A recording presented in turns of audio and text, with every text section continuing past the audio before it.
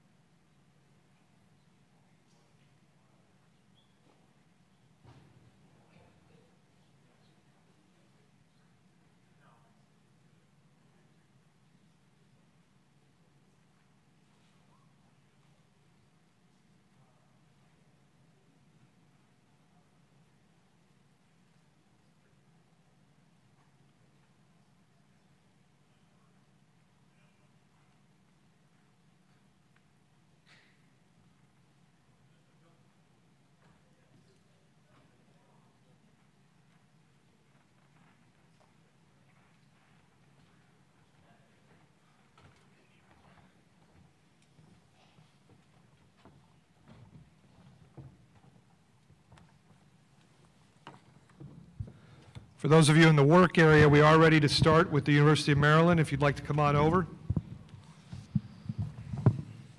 A reminder, we have two assistants with us.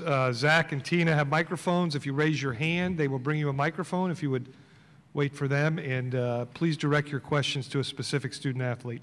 We'll start in the front row on our left. Mello, headed into your third NCAA tournament, I wonder if you could reflect back on the first one and what your emotions and excitement was then and how that compares to now when you're a little bit more of a veteran. The first time I made a tournament, it was my first year here in college, and I was excited. I didn't know what the experience would be like, so I was just anxious to get out to where we played at and, you know, finally to play on NCAA court, you know, during March Madness. And we went there last year and now again here this year. So I'm still excited, still nervous to play. And it just, when we get to this time of the season, it's like we just start over and just try to go on a run. Stay in the front row.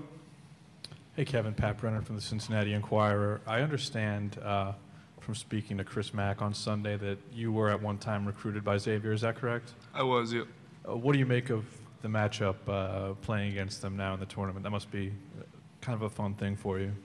Yeah, it's been fun. But there was a bunch of schools, especially in the Big Ten, that I was getting recruited by too, that I developed more relationship from talking to him, obviously through recruitment. And Coach Mack was also at the USA trials this summer for our first tryout in Colorado. So I talked to him a little bit there, and they're obviously a really good team. He's a really good coach, so pretty excited for it. Front row on the opposite side.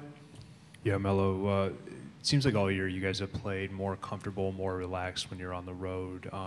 Has that kind of been a point this week in trying to get that back, what you guys did in January? And does it feel more comfortable that you're back out on the road, and are you trying to find that comfort again? We haven't really made a big emphasis about us playing on the road, coming to the tournament. We just pretty much want to find ourselves and play as a team and be about the team, as far as players. And, yeah, like I said, we haven't really talked about too much about, playing away from Maryland or, not playing in front of too many of our fans. We have one more up front and then one in the back. Hey, Mello. Congrats on being here. I wonder how far back your guys' film study of Xavier goes, and did the Xavier competing last week in the Big East tournament look different to the Xavier teams on film prior to that? I mean, the film we watched, they're a really aggressive team on the offensive end. They play really hard on the offensive boards. Trayvon Blue is a scorer at all three levels. And they go shoot the ball. And that's pretty much what we've seen, from the regular season until they played last week in the Big East tournament. So just watching them, what we gather is that they're a really good offensive team, and they really play really hard. Back row in the center aisle. Mello, how do you feel coming back this year? How do you feel that coming back this year has helped your game, and where do you see your game has progressed? I mean, I feel great on the decision to come back. It's new. I play with a lot of young guys now. Opposed to my freshman year, I was a young guy on the team, and last year I was still one of the young guys, and now I'm one of the guys on the team. So it was different. I'm able to be a leader, lead the young guys, and just the way I played this year is the right way, in my opinion. I was able to get my teammates involved a lot this year and just get the freshmen to go because, college is a different level from high school. And, to get to this point where we're at now in NCAA tournament, I can't be more proud of myself. If you have a question, please raise your hand. Okay, if we have we have one in the front row.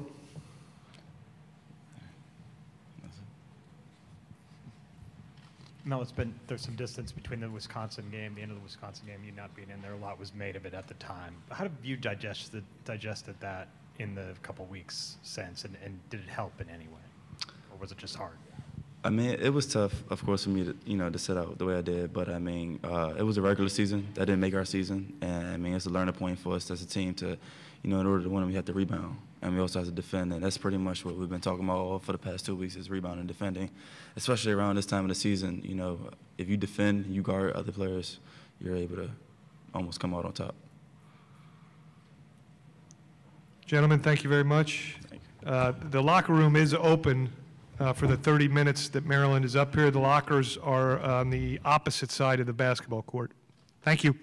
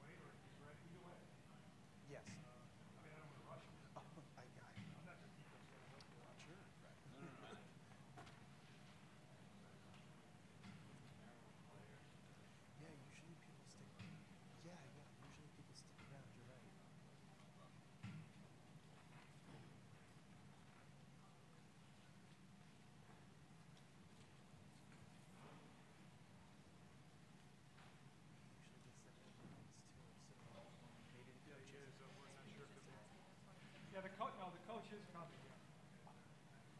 It's just that went rather quickly. It's scheduled for a 15-minute, but if he can get here earlier, we'll get him here. He said he should be coming out of the locker room. Okay. Coach Turgeon will be here in just a couple of minutes.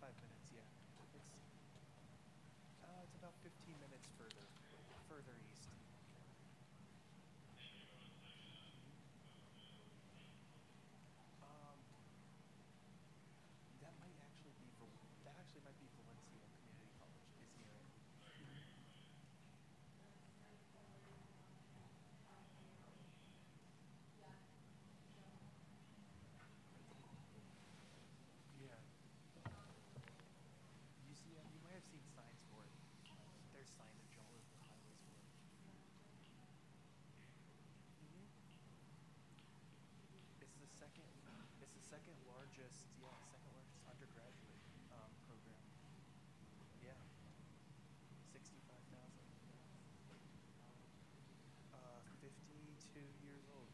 1955. Yeah, we have shuttles for off-campus art students like me. Yeah.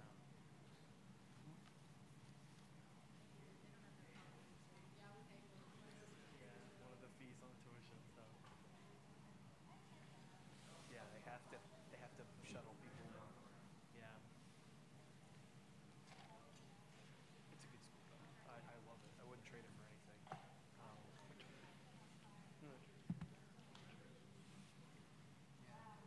Yeah, there's communities, like we're in the sports business program, which is how we got opportunity to volunteer here. So like there's like 300 students, but everybody kind of knows everybody. It's nice, yeah. Yeah, everybody kind of sees everybody around.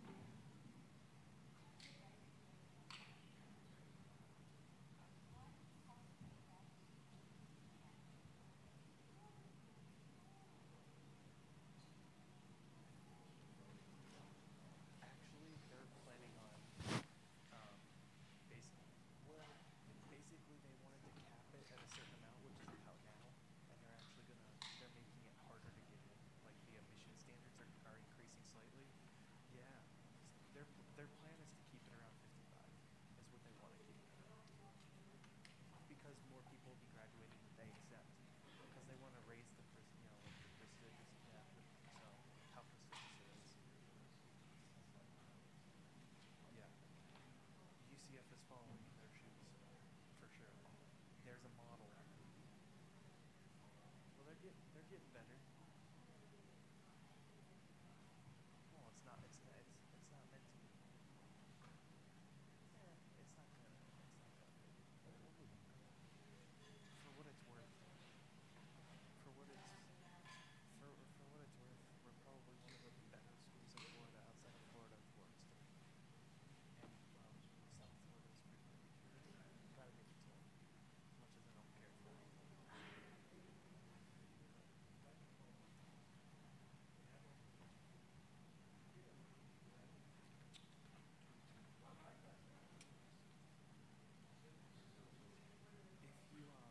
If you exit through those doors here, you take a left at the second doorway, and then you walk straight through, and yeah, oh yeah, 2-minute walk.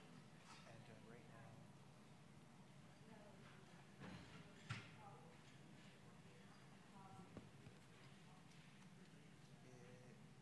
no, actually, Maryland doesn't start till 4:25. They're on break. There's a break from 2:55. Yeah.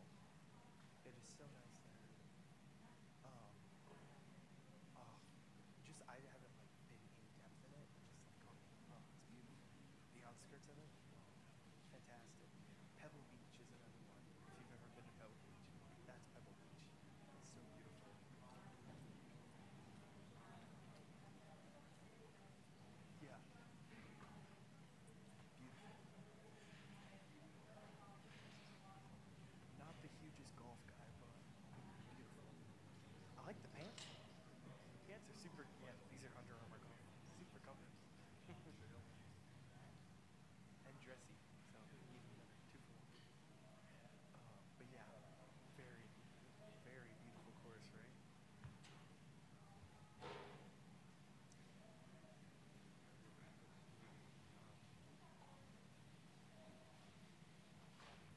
Arnold Palmer Invitational is this weekend.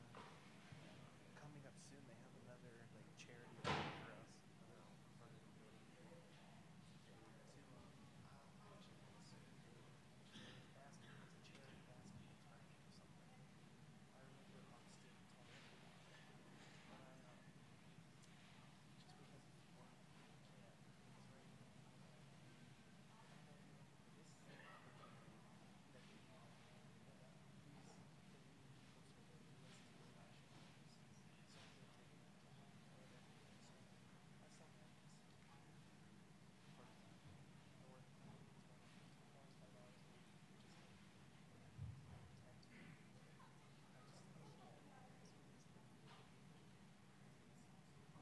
Between work and school and everything, because it's my first semester in journalism degree. So that's a lot of work. And then I also write in addition to that. So like between that, I have an internship with a local nonprofit. So between the 4 of those things. I'm responsible for all this. Where is everybody? I've been paging them over and over and over. I'm late. We'll make it quick. Well, we can make this quick. Great. Let's do it. Barry's here. Not bright enough in here. Barry. We are joined by Coach Turgeon from the University of Maryland. So we invite you all to come on over. Coach Turgeon will ask you to make an opening statement, and then we'll open it up to questions. You ready? Obviously very happy to be here in Orlando. Every team wants to be in the NCAA tournament. Everybody's goal is to be in the NCAA tournament. Was our goal. Wasn't sure when the year started, having so many new players. It's been a fantastic year, and we're looking forward to the tournament, playing a great Xavier team, experienced, well-coached team, and we've had a great week of practice, and we're fired up for tomorrow night's game. Start in the front row. Hey, Mark.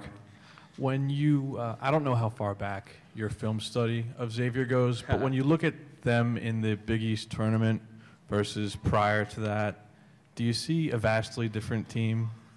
Yeah. You see a much more confident team.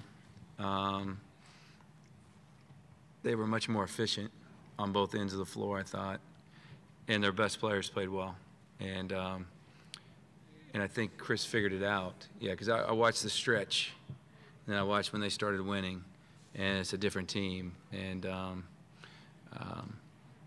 guys are playing well. Akira's been terrific, and continue to rebound at a high level, but I just think their execution got better and their defense got better, and just looked like they were just playing with much more confidence than they were during that streak, kind of getting used to playing without their point guard. We're going across the aisle in the front row and then in the center. Hey, Mark, you've probably been asked this many times before, but what has Melo Trimble meant to your program at Maryland? Yeah, well, number one is he's a winner, and so we've won a lot since he's been here. He's changed the face of our program.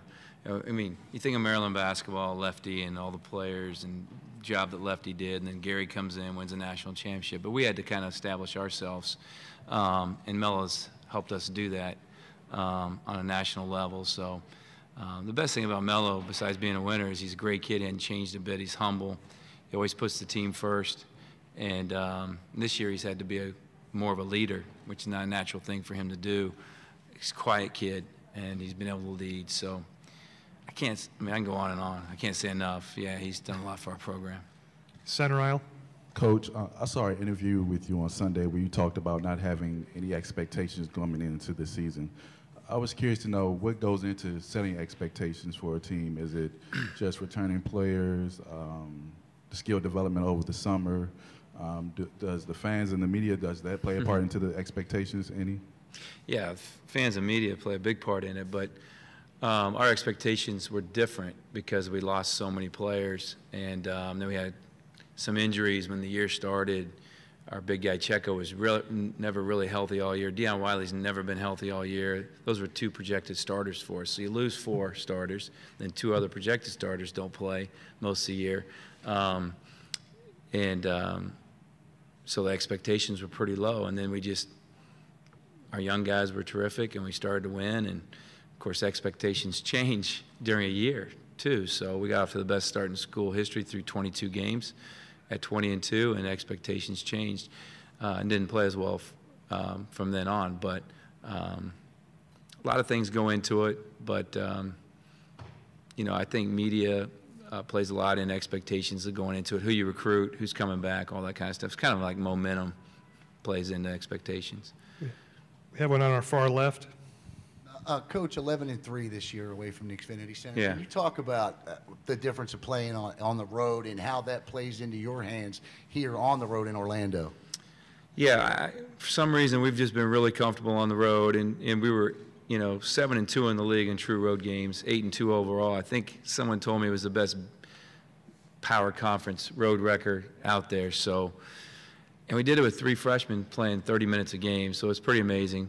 I don't know how it happened.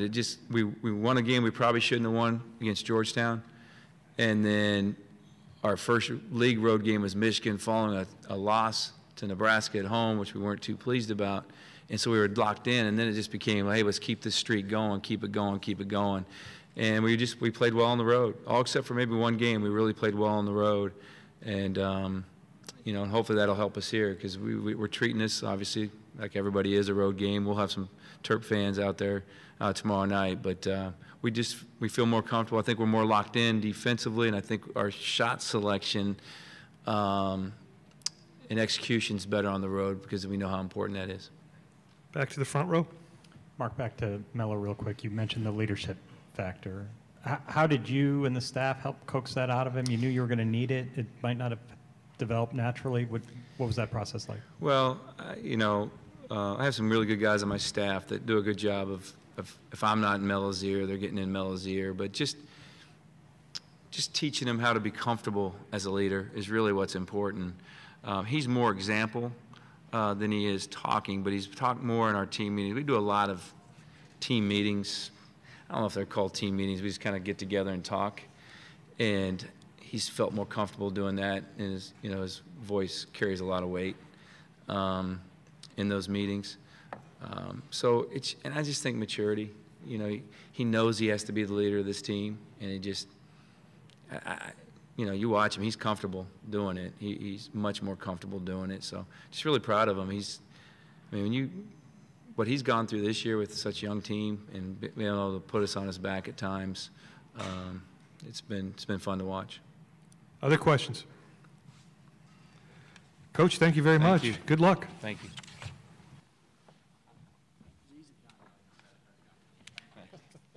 Why'd you hire this guy? I got rid of him is what I did. Fired him? Can I send him back to you? No, I pushed him somewhere else for better experience. Try not to get into the philosophical part of what if. We have a tremendous amount of respect for this team.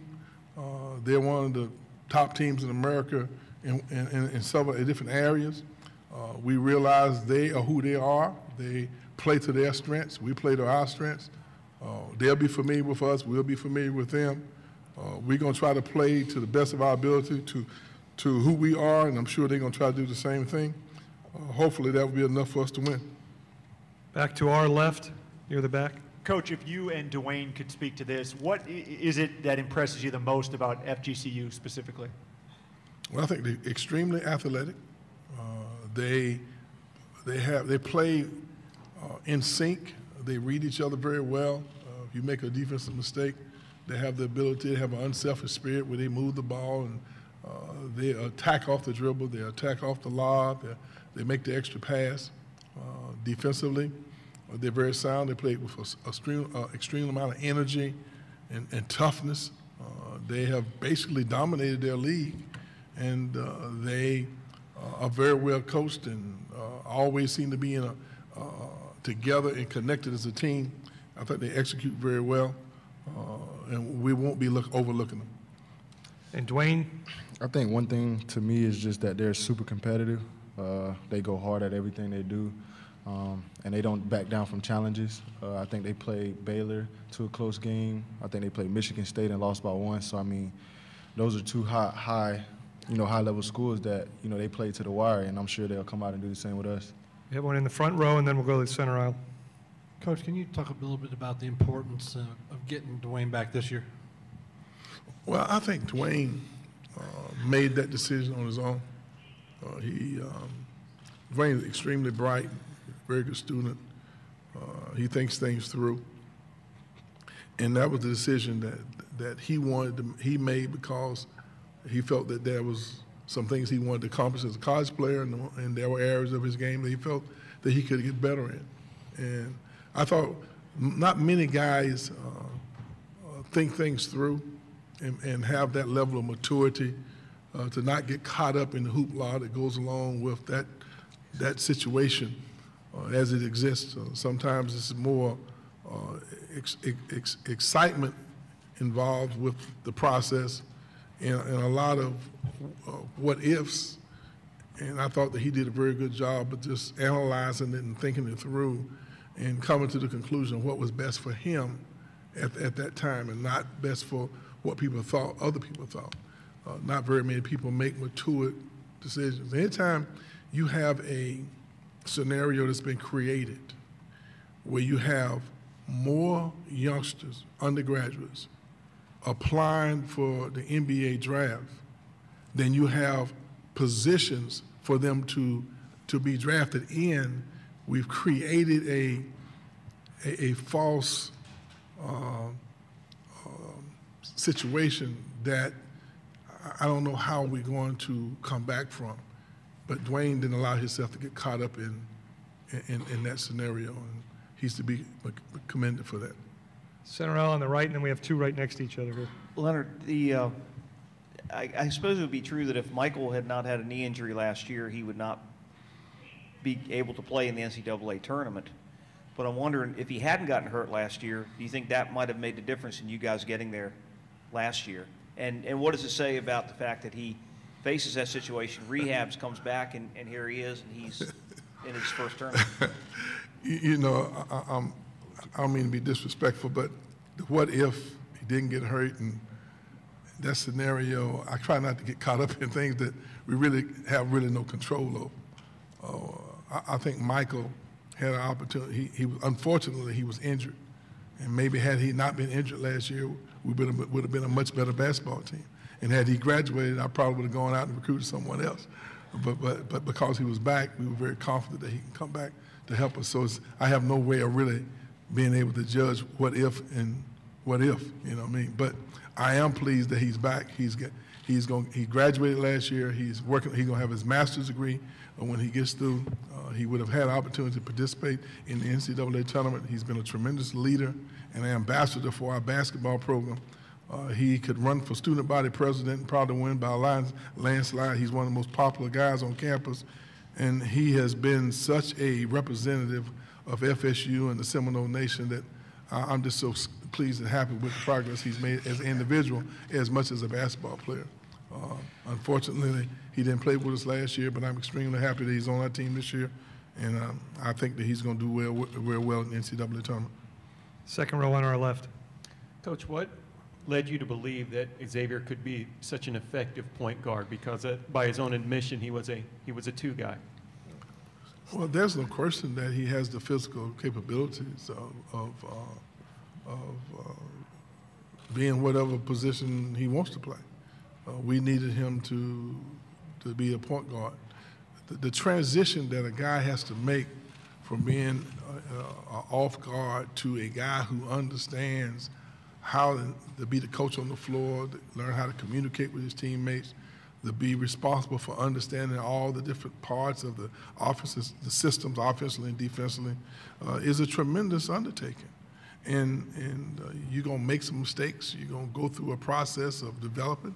And we've tried to allow him to play through some of his mistakes, and we've corrected them. So a lot has gone in through the process, and he's at a point now where he leads the ACC in assist turnover ratio. which is a tremendous compliment in itself when we think about the quality of players that we have in the ACC. I think it's been challenging for him because you have to almost change your mindset, to be a guy who embraces and enjoys and gets excited about those things of running the team and making decisions away from being a guy who has to go out and score a lot of points for your team to win. All these guys come to us as the best players on their high school teams or whatever school they played on, so it's a different scenario where they now got to learn to play well together and play to each other's strength. It's not as easy as one would think, and I think he's fought through it, and he's at a pretty good spot now, a pretty good place. Stay on the center aisle. Yeah, this is for Dwayne. Las Vegas clearly doesn't think this way, but a lot of the talking heads, the gurus, seem to have FGCU as a trendy pick. A little chip on your shoulders for that, do you think, coming in? I mean, they're gonna say what they want to say. I feel like, we don't buy into it as a team. I just feel like we just gonna go out and play like we've been playing all year. It's a lot of games this year that the talking heads have had us to lose by a certain amount, or had us to not do certain things. So I feel like we proved them wrong majority of the year, and I feel like there's no difference for this game. We have one in the back on our right. Question for Jonathan. So you started playing your high school ball in Naples. Throughout high school, you grew 10 inches. Talk about that growth spurt and how it is partially responsible for, your diverse skill set. 10 inches. I don't think it was 10 inches. That's a lot. But the growth spurt it was tough for me. Constantly having to adjust, always aching and in pain. But it's been a it's been a fun ride. To be able to, be where I am today, standing 6'10", and still have kind of my guard skill set. So yeah, it's been cool. How you play the 5? Okay, we have one in the third row on our right, and then one on the center aisle. Up here, Zach, with the hat on. And then we'll come across to the center aisle. Hey, Coach. Playing off the question a couple questions ago, with respect to FGCU coming in with a certain set of expectations that you might not expect of a seed that high. Be more specific about your expectations. Like expectations in Vegas or wherever that they could give a better game than a 14 seed might typically be expected to give. And maybe some of that comes from what they did in the tournament several years ago, and I know that that's a different team than it is now, but does it feel unique preparing for a 14 seed that enters with a bit of mystique about them, if you want to call it that? Well, we don't have a mystique about them. There's not anything mysterious about them at all. They're a good basketball team, and they have proven that they deserve a certain level of respect. I have absolutely no idea what you're talking about with Vegas expectations. I don't even pay any attention to it. I don't read it. I don't acknowledge it. I'm not really concerned about it. So, we those things, there are so many different things that you can get caught up in if you want to, but the most important thing is that we have to stay focused on just preparing. We have to worry about those areas that we can control, and that's our practices, our focus, our execution, our ability to communicate with one another. Sure, I've heard one or two guys make statements on the television predicting upsets for all over the country. That's kind of what they do. You're on TV.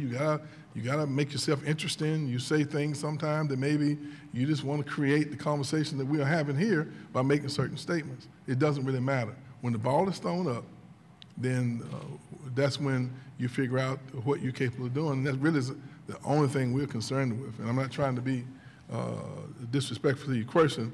Is that we're not going to allow ourselves to get caught up in all the other conversations. That's one thing good about college basketball. And the interesting thing about college basketball is that sometimes the best teams don't always win. And we want to make sure we are mentally and emotionally engaged so physically we can go out and be at our very best. And that's what we're trying to do. And that's out of respect for Florida Gulf Coast, as much as anything else. We'll take two more questions on the center aisle on our left, and then we'll go across the aisle. Coach, Xavier talked about having a mentality of hunting people when you guys had that brutal stretch that included playing 6 consecutive ranked teams. When you guys were a little bit sluggish after that, did you sense the mental letdown that he was talking about, and do you feel like the team now has the fire back as you get ready for the tournament? I do feel like our team has fire. There's no doubt about that. I do feel that was a very emotional period for our guys a little bit more than probably what I realized at the time we were going through it. Only human nature sometimes will allow you, when you go through a period when the media is dubbing this the gauntlet that's never been done, and no team has ever really gone through a stretch of playing this many ranked teams. It was a lot of hoopla, and I'm sure it's kind of hard sometimes to to tune out all the noise. And we probably did have a emotional pause there for a minute, but a lot of it had to do with the quality of the teams that we were playing. We were playing in a league that everybody was prepared for you, and so now you're getting everybody's best shot when you're sitting there ranked in the top 10 in the country. A lot of it was the quality of the opponents that we played against, and probably some of it was that we weren't quite as sound in those individual games. But I think we've bounced back from that. I think we're in a good place now, and we're going to put that in the past, and let's see can we do something about the present. Final question on the center aisle. Xavier, has it sunk in that you're about to play in the NCAA tournament? What does that mean? What are those emotions? And how do you keep yourself, I don't know, calm when you have to wait till 9:30 to play? I don't think it's completely sunk in yet, but it's an exciting time for all of us to finally be back in the NCAA tournament. I know I remember after we had our watch party the other day. Me and Phil were talking about the season that we came off of our freshman year. From I think we were 18 to 16, maybe something like that, to the point that we're at now. We're in the NCAA tournament. We're a 3 seed. So it's an exciting time for our program, exciting time for all our guys, and we're just looking forward to getting out there tomorrow, having that ball thrown up, and playing to the best of our ability like we know how to. Gentlemen, thank you very much. Good luck tomorrow.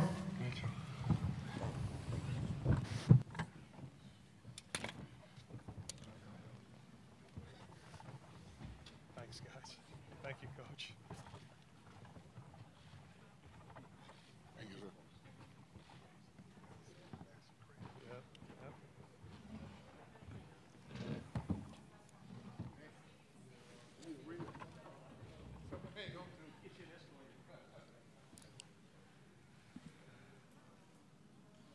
Next up will be Xavier at 5:15. Xavier at 5:15.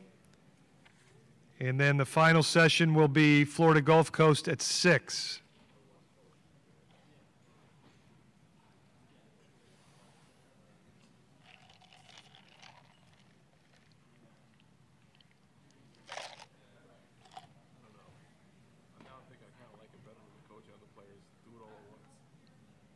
Well, they used to do it that way, but they said to ask the student athletes the questions first and then let them leave. Right. But that one actually worked out very, very well. Yeah. But we're doing it by the book. I mean, that was a good one.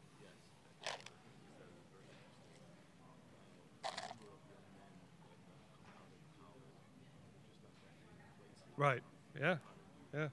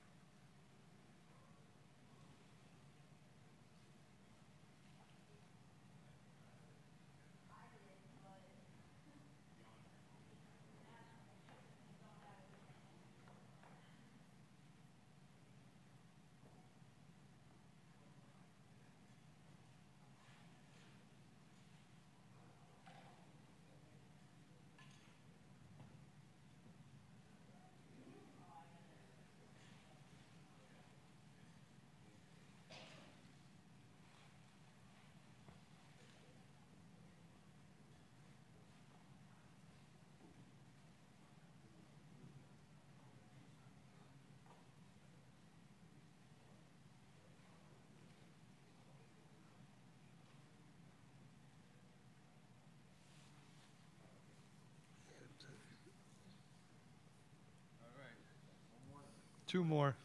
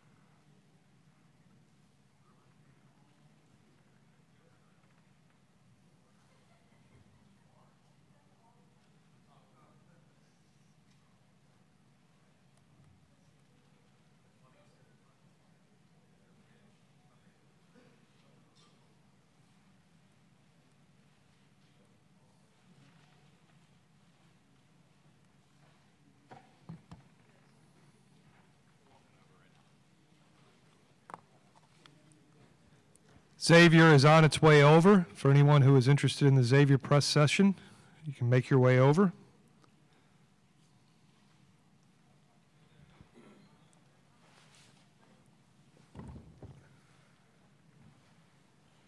A reminder that tomorrow's first game will be at 12:40, which means the media workroom will be open at 8:40 a.m. Courtside will be available at 10:40. There will be a media buffet available at 11:40. So again, the first game time is 12:40.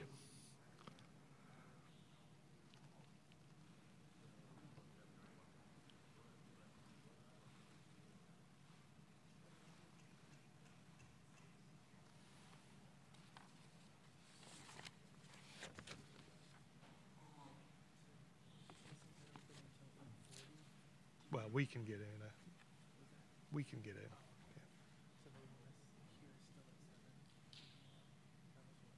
I don't know what they told you.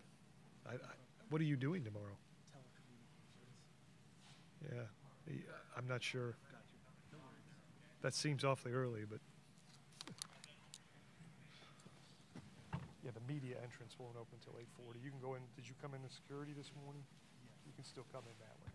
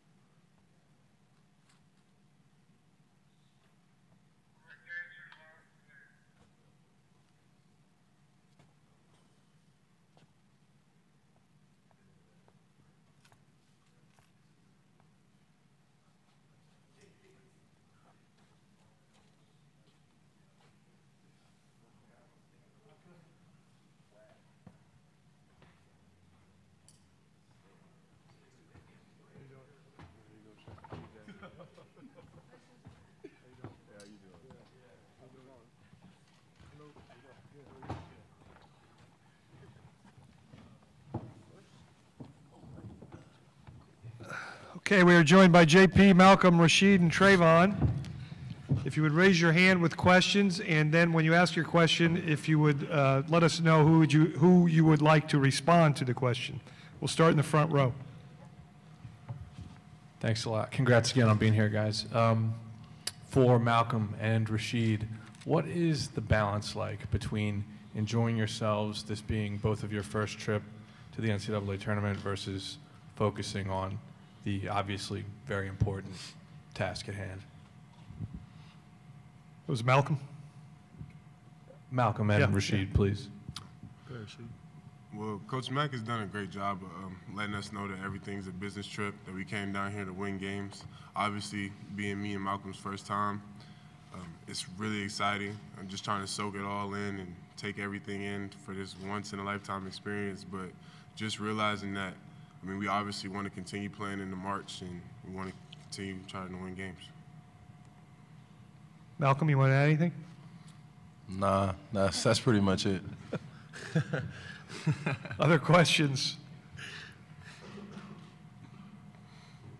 You have another one? Yeah. No, that's fine. Yeah, that's fine. JP, you're obviously never lacking for confidence when it comes to shooting. Does a game like Creighton coming into the tournament help in that respect? I mean, a little bit. As a shooter, if you come off a night where you're making a lot of threes, it gives you a little bit of confidence going into the next. But my teammates did a great job of finding me in that game, and I'm not going to force anything up. I'm just going to take what's given. Center aisle, third row. Oh, I'm sorry. I missed one on our far right. I'm sorry. JP and Trayvon, those 2 wins in the Big East tournament, the great upset of Butler, how far did that go in resetting this team and kind of getting the confidence back as you start this sort of second season? Well, you know, before being Butler, I think like our last 3 wins were against DePaul. So, you know, to be able to beat Butler kind of sparked us, gave us a little bit of energy, a little bit of hope, you know, because that was a top 20 team, you know, 4 seed in the tournament. So we knew, you know, when we got them that, you know, we were starting to get our mojo back. Everything was starting to come back. And I think that kind of helped us a lot, you know, as far as confidence moving down the road. Center aisle, and then we'll come back. We battled a lot of adversity this year, and we went through a tough stretch. And I think we all came together and really focused in and really worked hard. And we stringed together a few wins, and I think that's going to help us in the tournament here. Okay.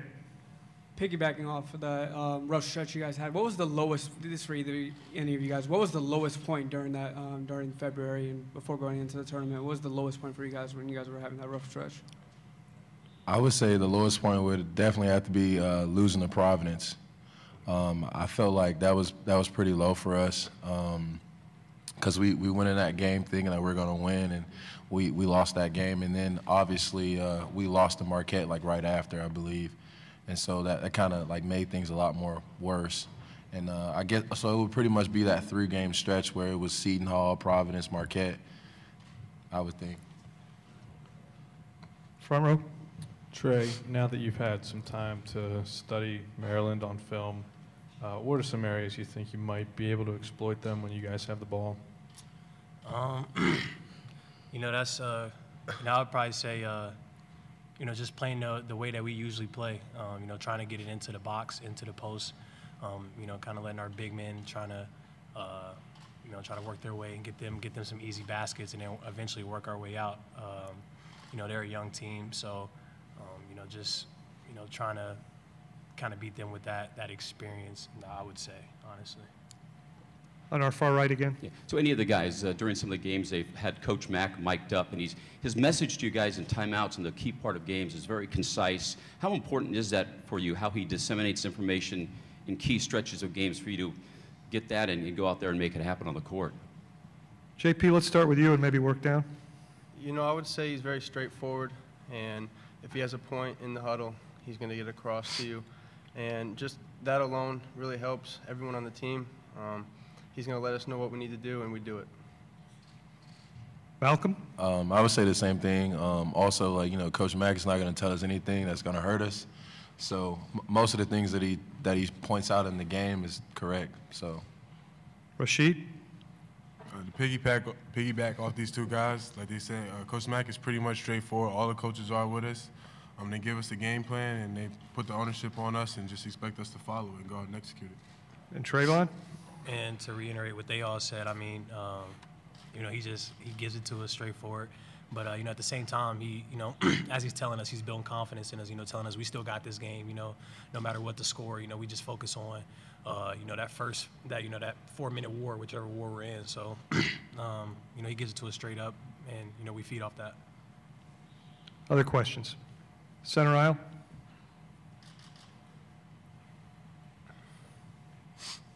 Did you guys get a visit from Lionel Chalmers during the team meeting last night?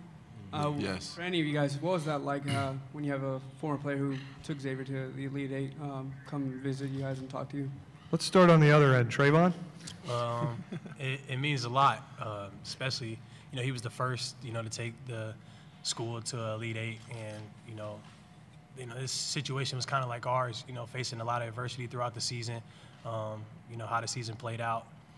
And, just to hear from him and to give us a message, and basically the message is being so simple as, just paying attention to detail, going out, having fun. It means a lot, and I think it puts a lot of, confidence into us, to know that he believes in us and thinks that we can do the same thing he did. Anyone want to add to that? For me personally, I found it to be real inspirational being a senior. I think he was a senior when he took the team to Elite Eight as well. Like Trayvon said, his team also faced a lot of adversities, just like ours did this year, and just to see them all come together, stay locked in, not really focused on the outsiders outside of the locker room and everything, and be able to turn the season around, I think is really good. He made a good point where he said, people really only remember how you finish. They don't really care what happens during the regular season. Anything else? Gentlemen, thank you very much. Good luck. Thank you. We'll bring Coach up momentarily. Good luck, guys. Thank you so much. Good luck. All right. Okay. Yeah.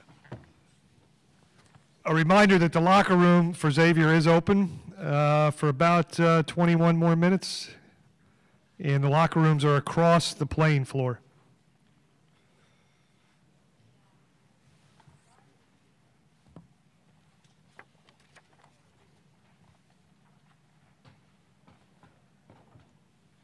How you doing, Coach? Good. How are you? Good. John Gertis. Good job. We're joined by Coach Chris Mack. Coach, if you would make an opening statement for us, and then we'll open it up to questions. Sure. We're excited to be here in Orlando, Florida. Wouldn't want to be anywhere else in the country, and it never gets old being a part of the NCAA tournament. I think our players can appreciate that. Every team has to earn it. And all 68 teams did, and we're excited to be a part of it. Front row.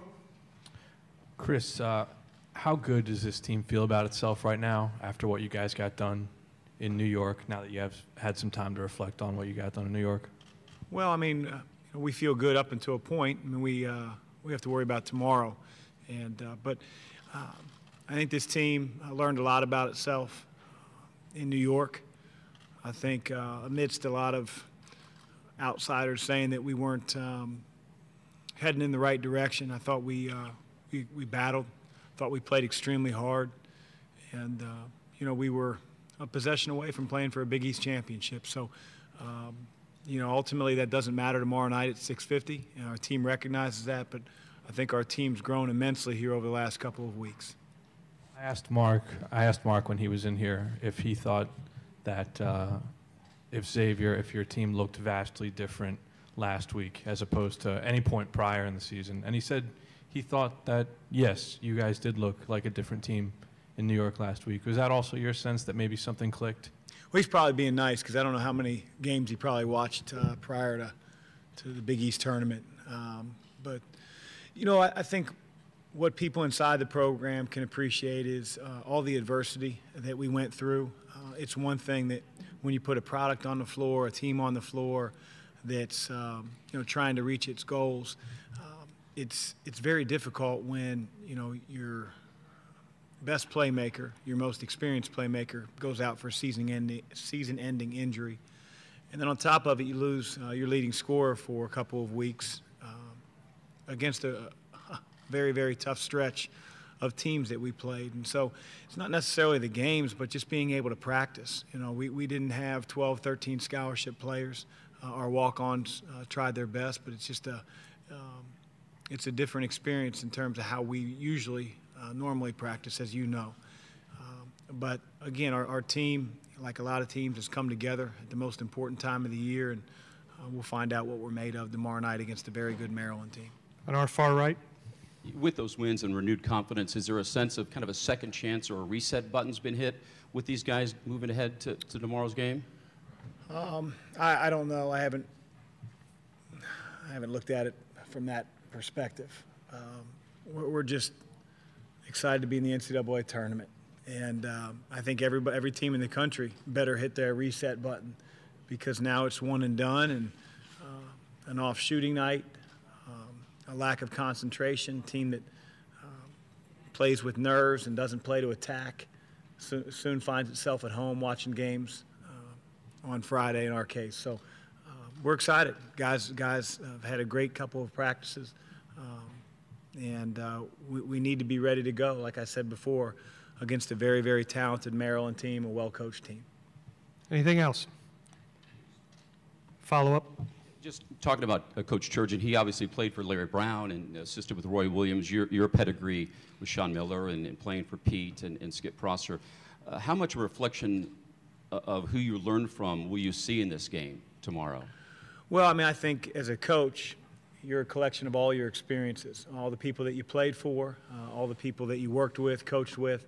And so I've stolen as much as I could steal from each of the guys that has either mentored me in terms of a player-coach relationship or a coach-coach relationship. And whether it's pulling things from Sean or Skip or Coach Gillen, Jim Cruz, Dick Burning, all the way back in high school, I think every coach is sort of a collection of their experiences. And I've been around some great people, very fortunate to have been with those people, and hopefully that experience helps me tomorrow night.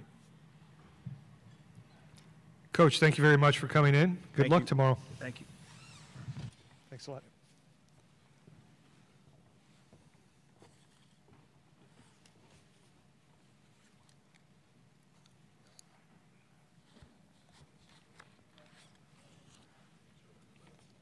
Our final session for today will begin at 6 p.m. with Florida Gulf Coast. That's 6 p.m. Florida Gulf Coast. A reminder, from 6 to 6:30, the Florida Gulf Coast locker room will be open. So you can join us here at 6, or you can go over to the locker room between 6 and 6:30 as well.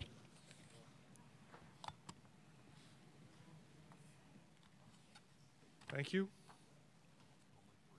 So we got 30 minutes. You might be able to get something to eat.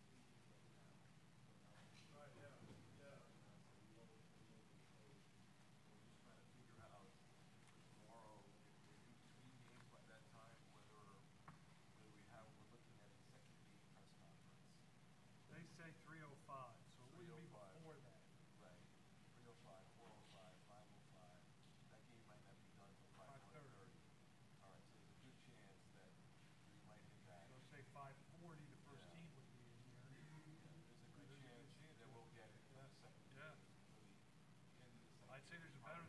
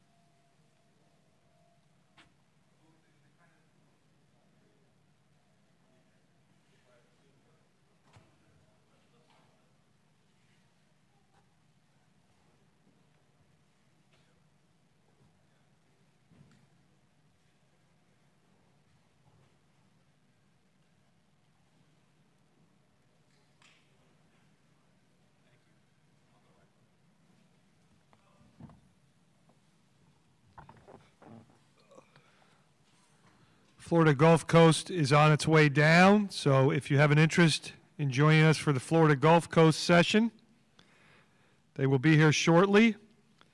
A reminder that while they are here, so from 6 to 6:30, the locker room is open as well. The locker rooms are located on the opposite side of the playing floor.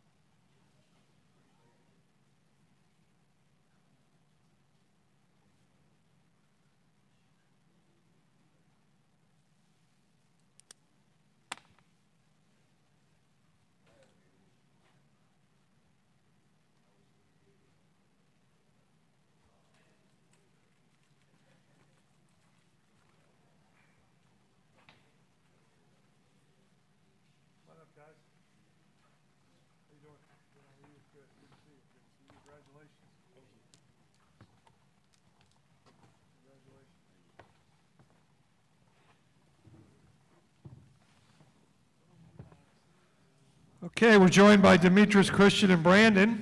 A reminder, if you would please raise your hands, we'll get a microphone to you. And when you ask your question, if you would let us know who you would like to answer the question. So if we have any questions, we have one on the center aisle. If we can get a microphone on the center aisle.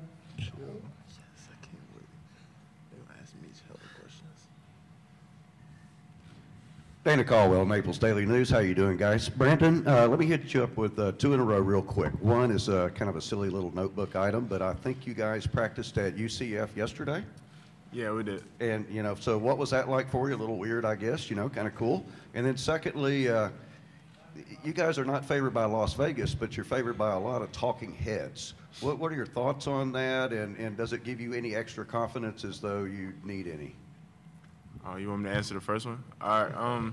No, it was pretty cool. You know, I've been there 2 years, and you know, it's still a lot of love around there. So, nothing crazy. You know, just went in there, had a great practice actually, and you know, it was just fun to be back there.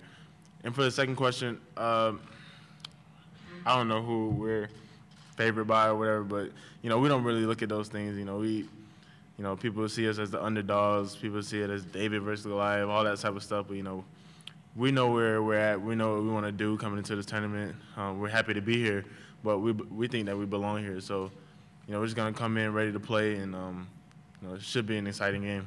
Back of the room on our right. Christian, what do you expect the crowd to be like tomorrow night? I can't imagine there's going to be a lot of 14 seeds that have more people cheering for them than you will tomorrow night. What do you expect that to be like? Well, it's going to be very entertaining for all of us, and we think that we have some fans rooting for us because they want us to beat FSU to play their team, and hopefully we have a lot of fans on our side, and it's just going to be an electrifying environment in general. Front row. Brandon, Back to the UCF topic. Can you talk a little bit about your decision to leave there, and then also talk a little bit about, what has transpired for you since you've been to the Gulf Coast? Obviously, things have worked out well. It was tough to lead there. Of course, it's hard to just be somewhere for a couple years and settle down and then just have to up and leave. But my ride to FGCU was great. No complaints. My teammates welcomed me in the first day. Played pickup as soon as I got there, and it was just fun to be around the guys. And so I knew it was gonna be a good year, a good couple years. I was gonna be able to finish out my college career here. I knew that as soon as I got there. And Coach Fly and all the coaching staff, they just welcomed me and making me feel like family. So that was most important for me when I got here, just being in the family atmosphere and making sure I'm comfortable and making sure these guys accept me. Center aisle again.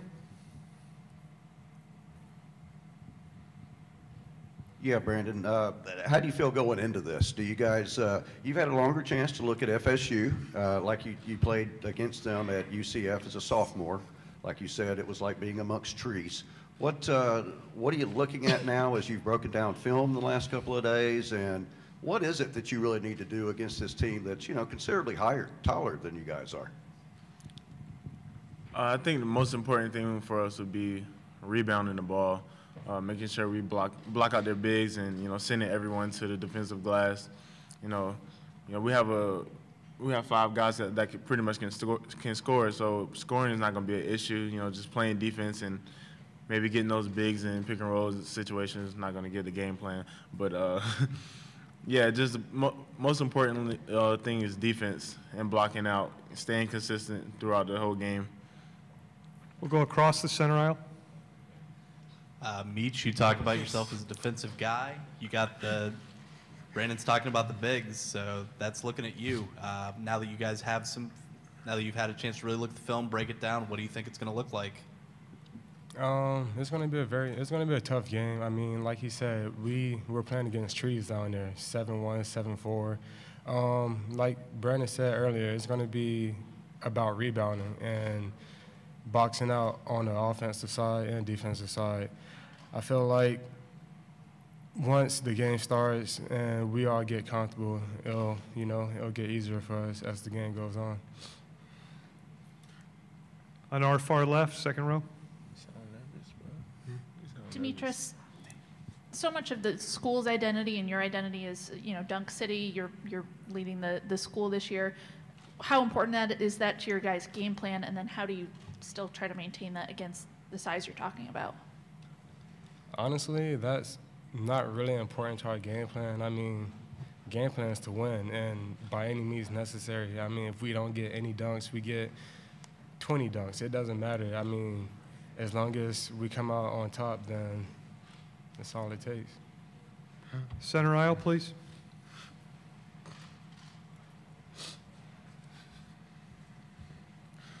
A bit easier, Brandon, if you just rode up here with me today. Terrence Mann was talking about, he thinks it's going to be a really fun game. He's talking about 2 teams that are going to try to get in transition as quickly as they can and as often as they can, and should be a lot of dunks, should be a lot of, fun plays for fans and stuff. You kind of expect that going into this, really high energy, up and down the floor type game that should be a lot of fun to play in, I would think. Definitely. Of course, the first couple minutes, everybody's adrenaline is going to be rushing, and it'll be a up and down type of game. But eventually, we're going to want to, string together some really good stops and, of course, keep our tempo up and keep pushing the ball and play like we normally play. But, hopefully it should be a good amount of dunks for us, not for them. But, we'll see how that goes. And, like I said, just got to box out and make sure we don't give them a lot of open transition looks. On our left. You guys have been to the NCAA tournament in recent years more than FSU. Do you think about that in terms of who has more experience in a situation like this? Who do you want to answer? It doesn't matter. Any one of you guys. Demetris, why don't you start, and we'll just go down the line. Oh, man. I mean, I don't think it really matters how many times it's been in the past couple years. I don't know. Like, Christian? Yeah, they play high-level basketball all the time. It's nothing new to them. Whether or not they're in the NCAA tournament or not, they're still used to playing high-level basketball, and that's what we're going to do tomorrow. We're going to play high-level basketball, both of us, and I don't think it really matters that much. Brandon, thoughts on that? Yeah, like CT said, play high-level basketball. They're in a high-major conference, so it's much harder to get to the NCAA tournament, I would say, than our conference. So it's kind of different levels, but you still got to go out and compete. NCAA tournament is a different level, it's a different atmosphere. So we're both fairly new to the NCAA tournament, so you'll just have to base it off of the guys that are there at the time, or the guys that have experience that were there last year or something like that. So go back to the center aisle. Christian, you're one of the better three-point shooters on this team. With Florida State being a long team, how important is it going to be to stretch the floor with open shots from three-point line to maybe open up cuts by Goodwin, plays to meet you down in the paint? Well, they have a lot of shot blockers on their team, and that's our main focus really is three-point shooting at this time because of their shot blocking. And yeah, we just need to make open shots for us to stay in the game and be able to beat them. Back row on our left. To simulate their length, did you guys get the broomsticks out, or what did you guys do in practice the last couple days? We didn't really shoot very many layups in practice because we can't simulate that. There's no way for us to, not with our scout team or anything like that. So we just oh yeah, we added extra person on defense just so we could simulate their length. But no gadgets or anything to add length to the shot, yeah. Center aisle again. You didn't have beach and stilts or anything. Brandon, just overall, how do you guys feel coming in? You've had, again, several days to prepare for this. You've had a couple of practices. Have they been strong? And do you really just feel like you're ready for this? Yeah, I think as a team we feel good. We've had some days off to recuperate. It was a long season, a long regular season, and just those days off gave us time to mentally prepare and see who we were gonna get in the tournament. We found out we had FSU. That gave us a lot of time to, well, not a lot, but it gave us enough time to game plan and while we were still fresh. So, last couple of practices have been great in my opinion. A lot of communication, guys just ready to play. Pretty much everyone's just happy to be in this situation. Second row on our right. Hello, there I am. A lot of people, it seems like, kind of associate, or the first thought that comes to mind when they think of Florida Gulf Coast basketball is the 2013 tournament run. How important is it for you guys to kind of establish your own legacy with respect to the tournament now that it's been kind of several years since that took place? It's really important. I mean, coming in as a young team, I can say, we don't want to be looked at as the old Dunk City. We want to be looked at as ourselves. And for people to only remember FGCU by the 2013 season, it's, I don't know, kind of disrespectful to us in a certain way. Far left. For Brandon, could you explain just the culture that has been created in your program? It's very unusual for, at this level to get to the tournament so quickly and then make multiple appearances. And what expectations has Coach Dooley set that have allowed you to do it? Well, yeah, it definitely starts with Coach Dooley. He's been at Kansas. He's been in a winning program, and he knows what it takes. So I think the first step is having players that are bought into his system, and I think everyone from day one has been bought in, and we're starting to, build something. Respect to 2013 Dunk City team. They started something, and now they're giving us a chance to, kind of, take a step up and, just add some tradition to it. So yeah, Coach Dooley, he's done a tremendous job of helping us, and not even just on the court, off the court, just building us into respective men. And so he's done a great job. So it's definitely gonna help us throughout our career and after basketball. On our left, and then we have one on our right. Go ahead. You talk about the old Dunk City. A few of them have tickets to tomorrow night's game, Brett Comer being one of them. What do you think about their support of you years later? Anyone can answer. Demetrius? I'm going to give it to Brandon. Okay, Brandon? He's a little shy. He's a little shy. You're wearing it, yeah, you are wearing he's a shy. number. Oh, yeah. You know, I talk to Brett all the time. I think it's all about, you know, helping one another. You know, I ask for advice from him a lot, and so it's good to have those guys on your side. You know, I think some people might, you know, once they get done with their school or whatever, they just, you know, leave. But those guys, they stuck around and, you know, they talk to us. They enjoy watching us play, you know. We enjoy watching old highlight films of them, even though we watch it kind of every day. But, you know, it's still exciting because, you know, they built something from the ground up. You know, now we're in a position to continue that legacy. And so I think that's most important, is just finishing what has been started.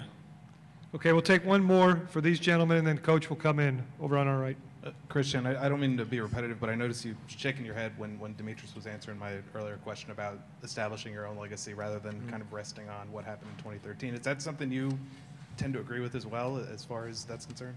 Oh yeah, definitely. You always want to add to your individual legacy and your team legacy, and we just want to be different than them. We don't want people to think of us as them. You know what I'm saying? Like, respect to them, but we want to create our own legacy and hopefully make a run of our own. Gentlemen, thank you very much. Good luck tomorrow night. Thank you.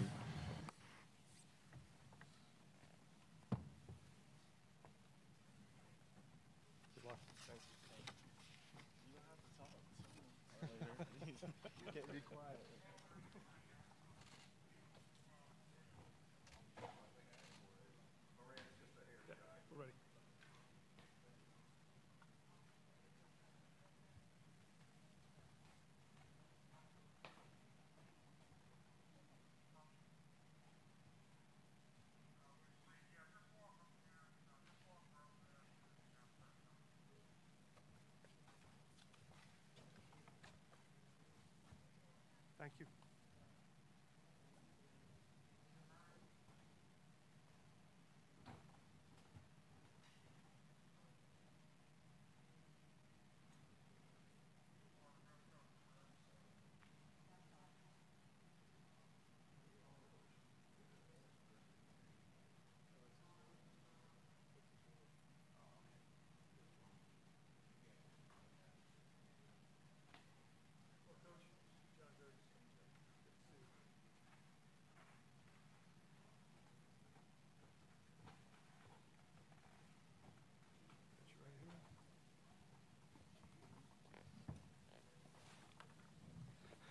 We're joined by Coach Dooley. Coach, thanks for joining us. Congratulations on a great season thus far. If you could give us an opening statement, and then we'll open it up to questions. Well, we're obviously excited to be here. I think our guys are fired up to play and have been a nice short trip up to Orlando and enjoying it so far. So obviously got a great opponent in FSU tomorrow, and we're excited to play. Okay, if you have a question, please raise your hand. On our far left. Rachel Axon from USA Today. The guys just in here were talking about creating their own legacy, and it seems they have kind of a little bit of an uneasy relationship with the 2013 run and, you know, Dunk City, but that's still a part of your game and what you do. You have more this year than they did. So how do you manage that? You know, that's part of what they do, but, you know, they want to be their own team and make their own mark. I don't know if it's necessarily an uneasy run. I mean, I think teams are different, and they're different. You know, they want to create their own name, but I think what that Dunk City did was help, you know, catapult our program a little notoriety and make recruiting easier. And I think those guys, our guys, embraced the guys that played there. But I don't know that, you know, we're not. Are we Dunk City or not Dunk City? I'm not really sure. But that's, you know, I think they've embraced the Brett Comers and the Bernard Thompson and Chase Fields because they respect those guys and what they've done. Center aisle. Joe, how are you doing, man? Good, Dana. Just a status update. How's practices been the last couple of days? How do you feel going in? Game plan all good to go? Guys ready? Heads right, etc. No, we've had some good practices. I think our guys got their energy back. You know, last week we were able to give the guys off a couple of days, and but it's a little bit different. Now we're back on game routine, and once we found out who we were playing on Sunday, it gives you a little bit more of an idea and a little bit more of something to work for. Last week you're not necessarily sure who you're playing, so they're not as fired up. Across the center aisle. Hey, Joe. Bacon and Isaac, kind of the guys who make Florida State go. Now that you've had some film on them, had some practices, how do you try to simulate what their games do? Well, it's hard to simulate. Their length and athleticism, I mean, from top to bottom, are hard to simulate. There's a lot of things you can do. You can work on zone offense, but you can't simulate 7'4", or or 7 foot. But I think Bacon's offensive efficiency is very good. Isaacs is a terrific talent. He's going to be a first-round pick, and Bacon is an NBA level player. And Raton Mays has done a great job of sort of facilitating those things. But the other thing with them is just the tremendous depth that they have. And they come at you in waves. Other questions? Center aisle. Yeah, speaking along the same lines, Joe, we were just talking to Brandon about how you guys have tried to simulate what you're going up against, and you can't simulate the height that much. But he said you've been going against 6 players when you're on offense, and has Ricky been a kind of a big part of that, trying to get some more height out there on the practice floor to go against? Well, Ricky can practice, but he can't do any contact stuff, so we really haven't been able to use Ricky Doyle. We've been able to use Michael Gilmore and those other guys, and we even threw out a retired Aaron Miles out there for a little bit today. So we've tried to put as many guys out there as possible and help ourselves. On our right. Coach, kind of playing off Rachel's question earlier, I know it's been, it's a whole new group of guys since 2013, yourself included, and you've played it on this stage since, but do you feel like there's any momentum or advantage to be gained just on the reputation alone that comes with it? No doubt. I mean, I think when we go through recruiting, they recognize, when we call recruits, they recognize FGCU, Dunk City. I think what that did, when you look at now the things that we're selling from a basketball standpoint, you're talking about 5 consecutive postseason tournaments, which that one started. I think there's, you look around, that's how tradition, that's how legacies start, was, step by step, and I think that really gave us a big jump start, huge jump start. Other questions? Front row.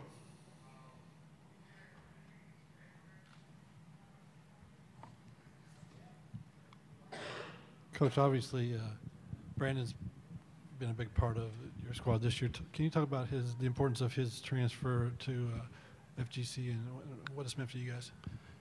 Well, he's been an unbelievable asset this year, but he was the same thing last year. I mean, he helped save our season last year because his practice intensity, and we had 2 freshman point guards, and I think he taught them how to compete, how to practice at a college level, how to compete at a college level, and as they got better last year, we got better, and I think we attribute a lot of that, what happened to those guys last year, to him because of his competitiveness. Any other questions? Coach, thank you very much. Good luck tomorrow night. Thank you. See you guys. Good luck, Coach. Appreciate it.